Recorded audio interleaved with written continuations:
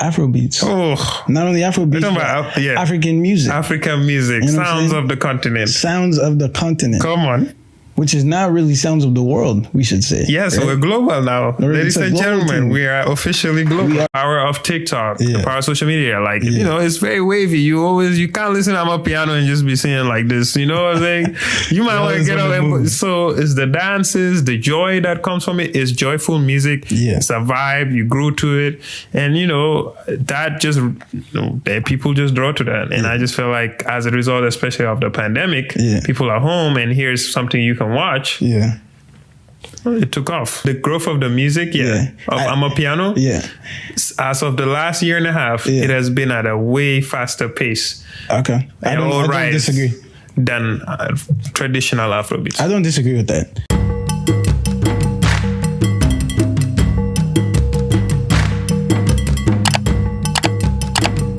Fresh off a heat wave.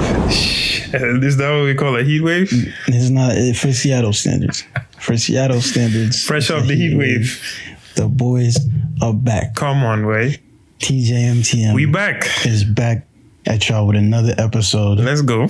Episode 6 of the Jola meets the Madi. Welcome, y'all. We back from recess. Let's drop a bomb for them. Let's go, cruise bombs. You know what I'm saying? What's going on, people? I'm your co-host, DJ Anzo. Here with my mans, Young Money Millionaire, Uncle E. And, you know, we're back with another episode. Yeah, 6. Episode 6, season 4. Took a little break. Recess, you know, our mid-season recess. I think, you know, those who've been listening to us are familiar with our mid-season breaks. I know exactly what that is. Yeah. But yeah, we're back. We're back and excited to bring you guys another episode of more canoeing through this thing called life. Yes, sir. If you don't know what we're about, we're two young African millennials just canoeing through this thing called life and talking about our experiences as a diasporan in this here United States. Facts. A lot of stuff's been happening, man. A lot of stuff's happening. You know, summer is coming at us fast. And the Roe vs. Wade whole decision thing, you know. Yeah. Man, we can get deep into that, but I mean, United States, you got to do better. They need to do better. You got to do better.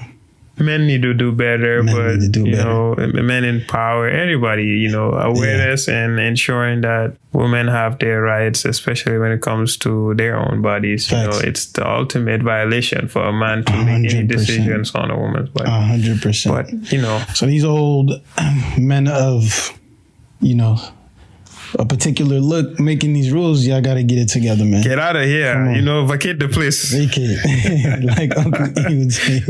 You know, these old men, fam. It's always these old men. I got beef with all these old grandpas. Come on, man. I got beef with y'all, man. Vacate the place. Yes, sir. I'm gonna say it again. I'm gonna double down. Yeah, it's necessary. 100%, bro.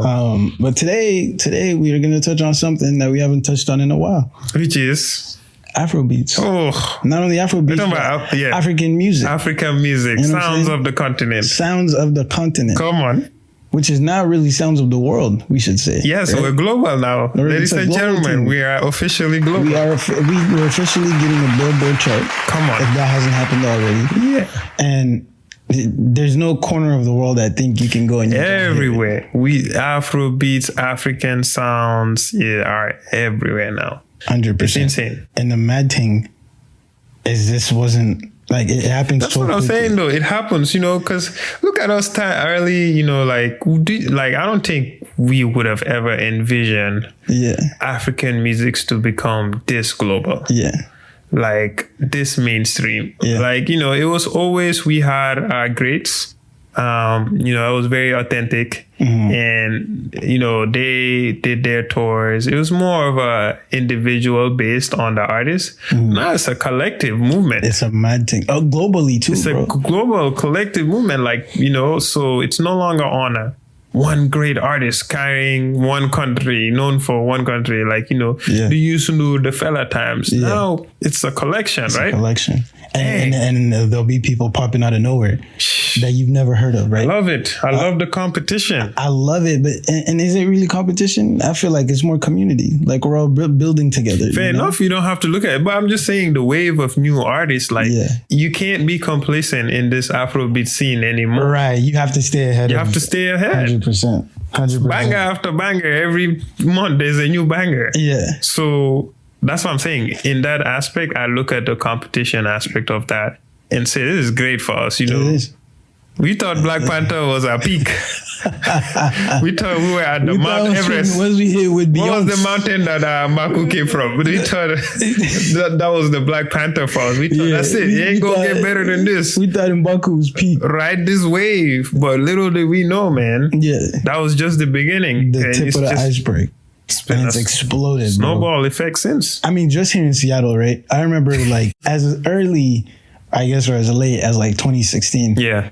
Man, we had to go to like South Seattle in the gully to hear like any Afrobeats, right? And it would be like event based. Or Red Lounge was like really the only place you could go get it.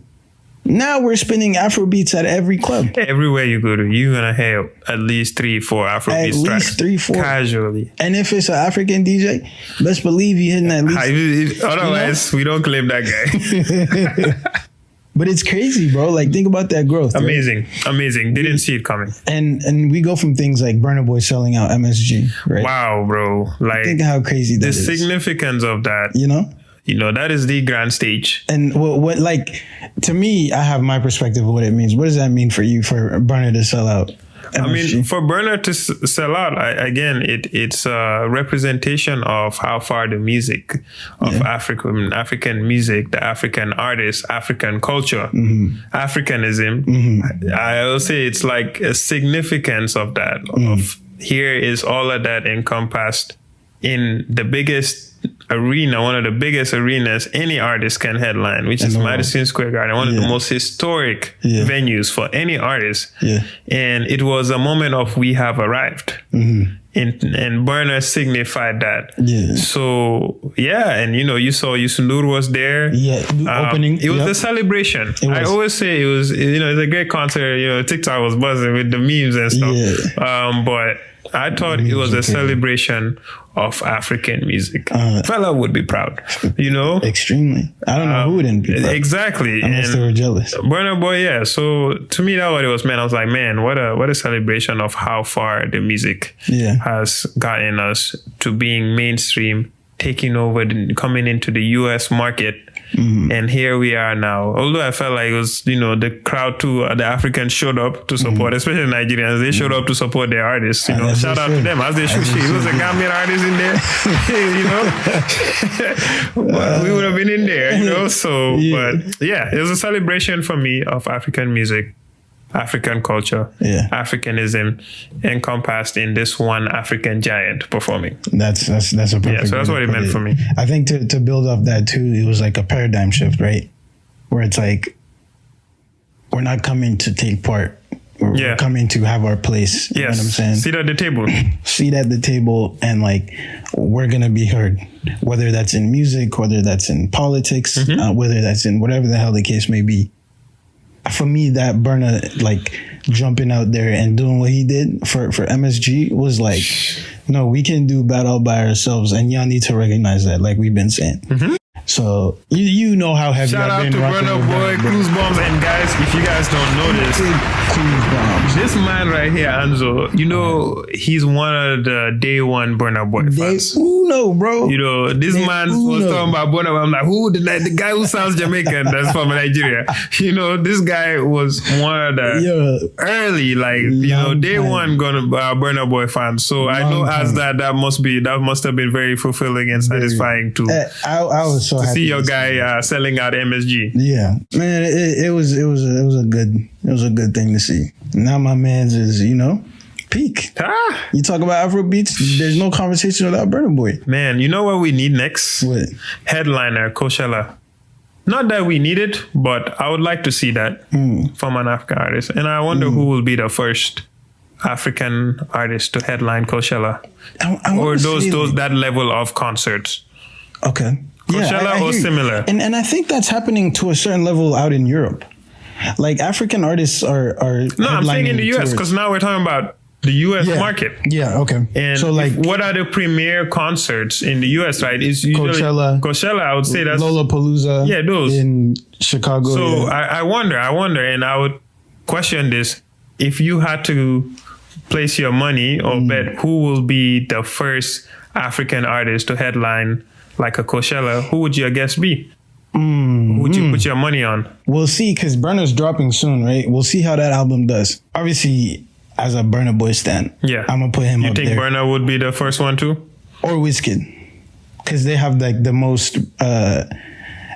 I guess their work has done the best in the US so far. Okay. Like on the larger scale. Okay. We have artists like maybe CK and stuff, you know, they have like Love My TT and like Emiliana. Like those songs are big, but he doesn't have like a wide body of work to present. You know what I'm saying? You need a repertoire. You need a decade of hits. Yeah. And Burna Boy's coming up.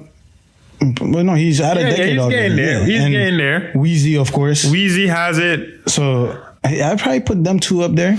Okay. Or like Thames. Thames is on her way. She's on her way. Someone I think is very underrated that I think actually for me, I would have bet if I had to put my money on who will in the next 5-6 years, who could get there, I would say is Rema.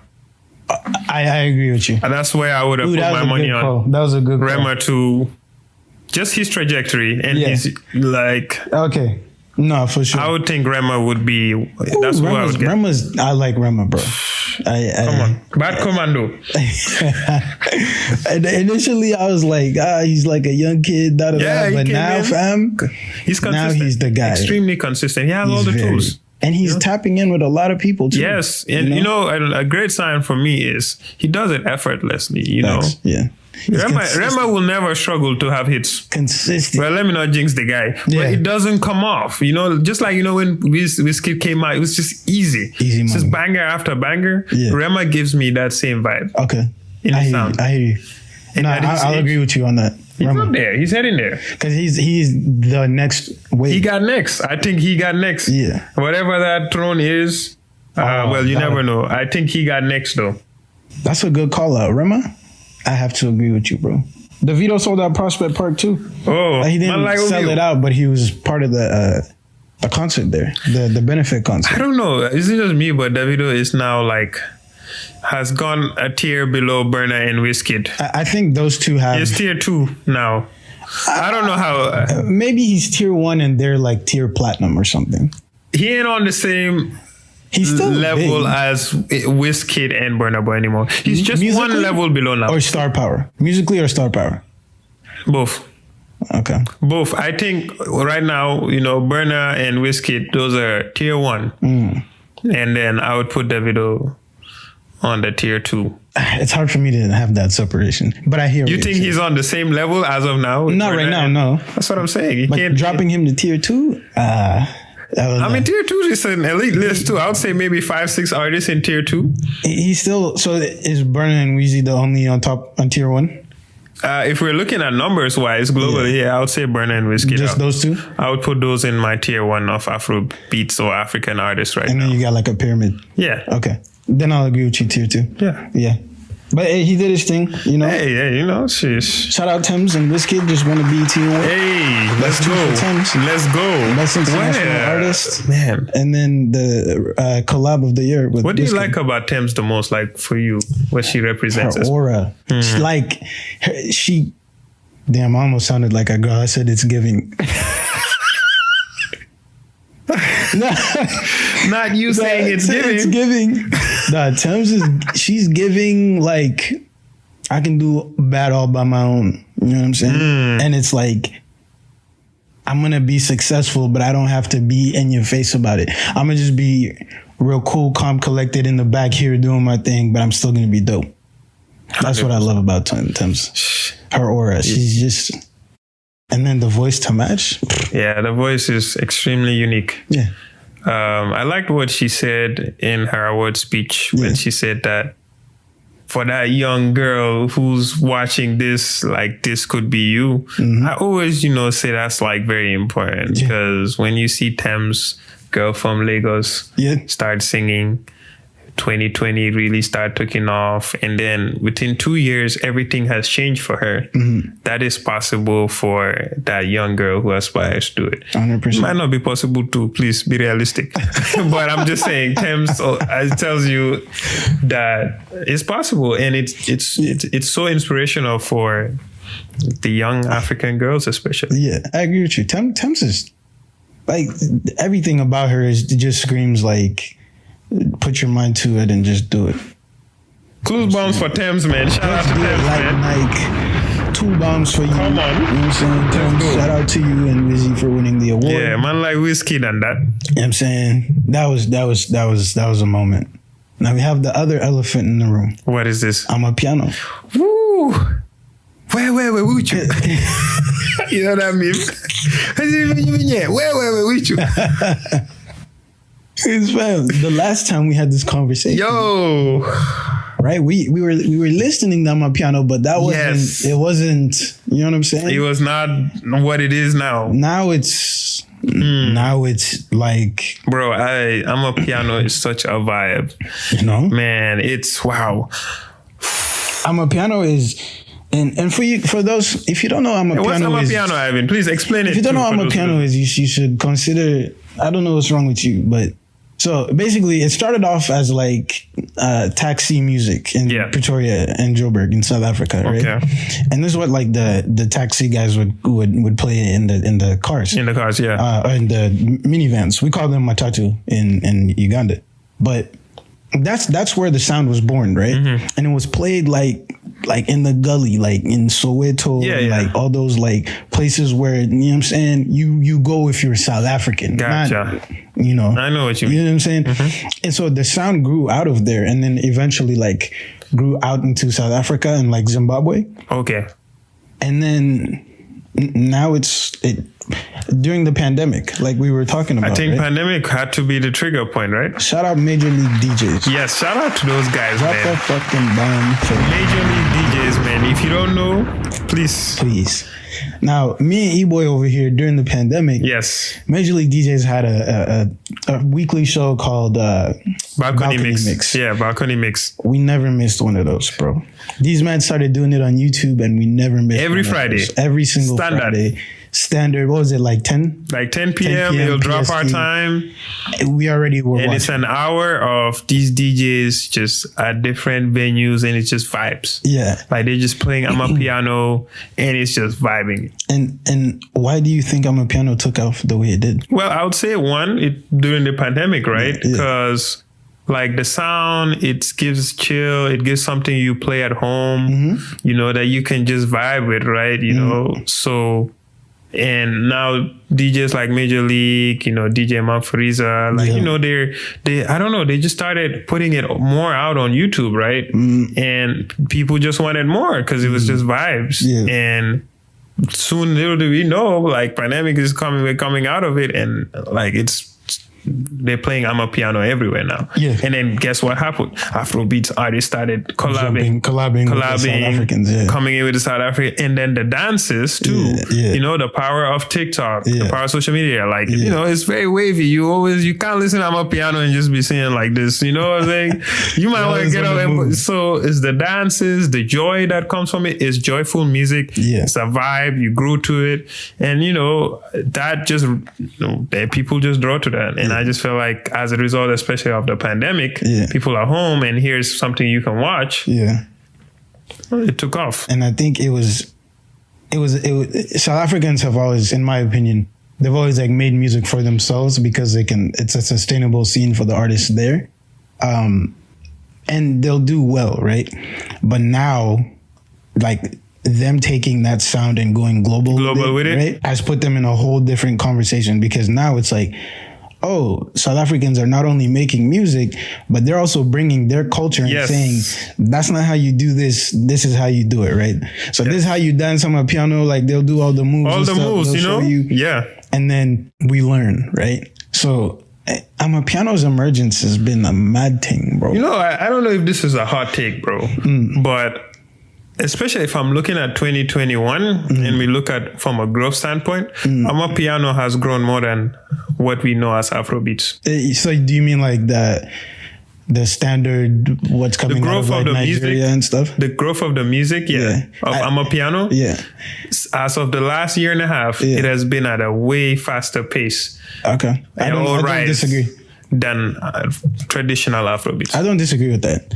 Because it really like springed. Like it took off. Took off. Like you just started hearing Amapiano everywhere. Yeah. And from the YouTube aspect of things, the dances, and it was just like, it just kept multiplying. I'm like, yo, like this is growing so fast. Insanely fast. Man, it was, it just lit. Like I'm telling you, pandemic literally like lit it off and it just explosion. And there's some Amapiano haters I don't understand. How can you hate? You know who doesn't like them? Who? You know who do you think doesn't like Amapiano? I already know what you're gonna say, but you know when you start playing Amapiano, who comes to you? You know we're lucky enough to have a DJ here. Who comes to DJ and say, "Can you play Burna Boy for me? Can you play Whiskey for me?" I'm not gonna get in trouble for saying who, but you know who you are. Look, you already know. Please, we don't always have to listen to Afrobeats too. Normalize not always having to listen to Afrobeats. Let's listen to some Amapiano here and there, you know, or even just all over the continent. You know, play some music from the desert. You know, the Swadex, man. Fam, I went to Civility and Unrest. Yeah. Shout out Lace Cadence. He was playing sukus, bro. You see, like, fam, I can only hear this at home, like, you know, when I go chill with pops or something. I'm telling you, man. Like, we have to normalize this too. You know, please. I don't know if there's a DJ group chat or conversation. Please spread the word out there, you know. But these men know. Everyone knows. No, they are. They're doing good jobs. And people are, but in seriousness, I love Amapiano. You know, if you have not tapped in to Amapiano, you're sleeping. Wake up. What does Steph do? Wake up. You're sleeping. You sleep. You know, night. Where do you think the next wave in the next 5 years, right? Where do you think the next wave of African music is coming from? The next wave of African music? Yeah. Well, because there's one country with 200 million population, there will always be one of the premier trendsetters of whatever music it is. So I'm naturally going to say West Africa. Yeah. I'm going to say that Afrobeats will continue to evolve. As you can see, it's now we're having Afro Pop, Afro Fusion, different variations.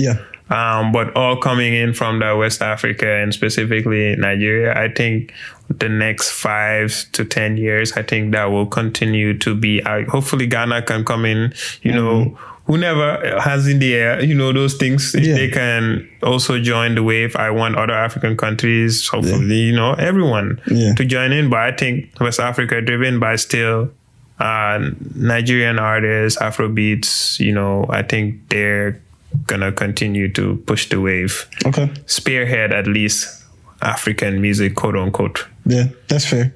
I think some sleepers will be Kenya because Kenyans also make music for Kenyans, you know, but they're versatile, right?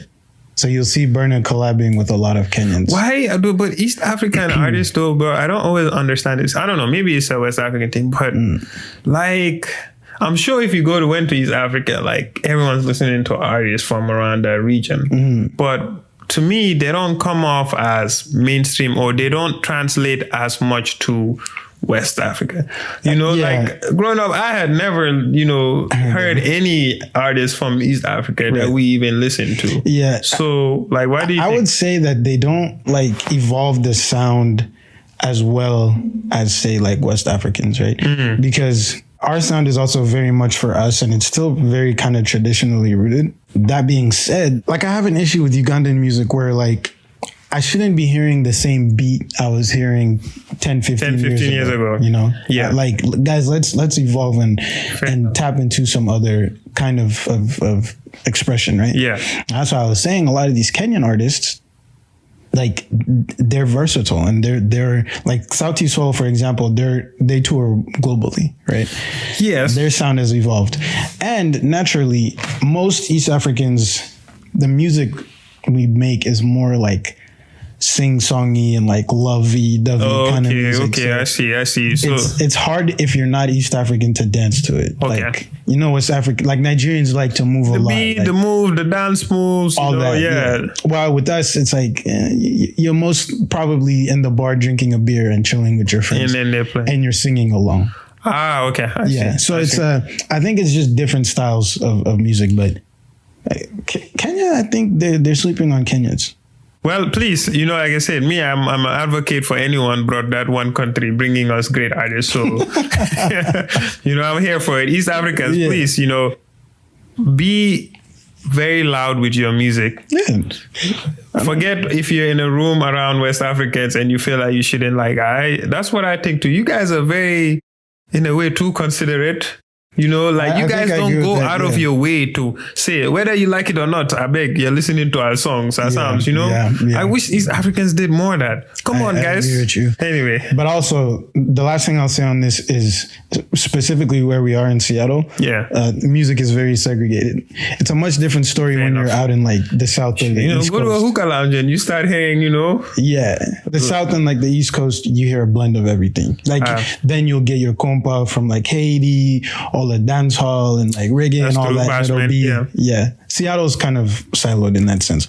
But it's coming together, bro. Integration. We will see how it goes. Last topic. What you got? Top 3 artists in African music right now. Go. Good Lord. Top 3. Top 3. We won't say 5 because then... Okay, all right. For me, I would say... Okay, top 3 artists from Africa. Yeah. I would put Rema in there. That I'm listening to right now. I would say Rema. Yeah. You know, I would have to put, to be honest, Major League DJs. Okay. I'll put them there.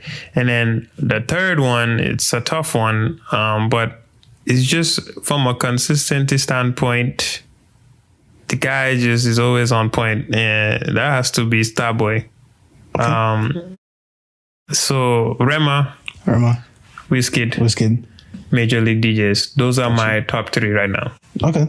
So that's like in rotation on your playlist right now? Yes. If I would go in and see who I'm listening to right now the most, it would be those 3. But that's not to say that you don't have others in rotation. Oh, 100%. They're just the heaviest. Right? Yeah, they're the heaviest. Yeah. Okay. Tag along to that. In my rotation right now. Yeah. Right. Obviously, I would say everyone's my favorite artist. But number 1, Adekunle Gold, bro.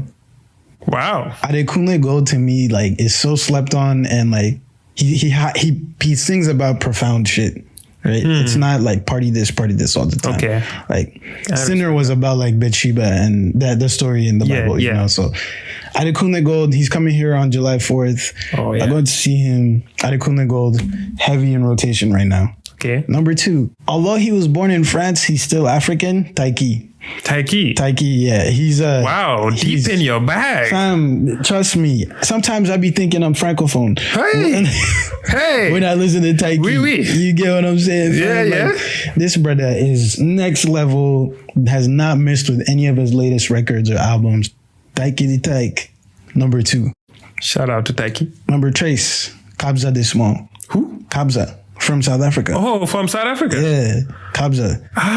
Now, it's interesting with him because he's a producer and that's a DJ. What I was going to say, but it counts as the same thing as music. He counts as an artist. Wow, yeah, you're right. This brother, like, does not miss. He's really the king of Amapiano. He really is. In my opinion. Right now, I can't deny that. I can't argue that. Like, him and Major League DJs are the biggest acts out of South Africa, easily. Yes. And yeah, I can't get enough of. Wow, okay. So, those are my top 3. Adekunle Gold, Taiki, Kabza De Small. I like that. Yeah. You know, wow, okay. That's a really good one. You're deep in your bag there, bro. I had to really think about what I was going to say. That was really good. That was a really good list. And I'm curious to know what everyone's current top 3 is. Let us know. Yeah. Drop your top 3 down in the comments. Let us know what you think. Or if there's something we're missing, go ahead and let us know too. That's our top 3 right there. Yes, sir. Yeah. Anything else we gotta? Well, I know it's a little trailer. It's coming up, but next episode will be very fun. It's a little bit of trivia that's gonna be going on. Trivia. So we gonna need people. We gonna really need to test how much do you know about the African continent. You know. Yeah. So y'all gonna want to tap in on this next one. Little African trivia. There you go. You heard the man. Yes, sir. African trivia coming up. If you bring your Google, we will confiscate it. If you bring any sort of cheating mechanisms, we will disqualify. Look, it's Team Anzo and Team Uncle E. And let's just say somebody's about to catch the L. Somebody. It won't be me, I'll tell you that. One team is about to catch this L. Well, we'll see. We'll see. Should be fun. Looking forward to it. Looking forward to that event. But guys, this has been episode 6. Thank you for tuning in as usual. The boys is signing out. Until next time, don't forget, if you don't know any of the artists we've talked about, go listen to them right now. Big facts. But yeah, y'all stay safe, be easy. We're out.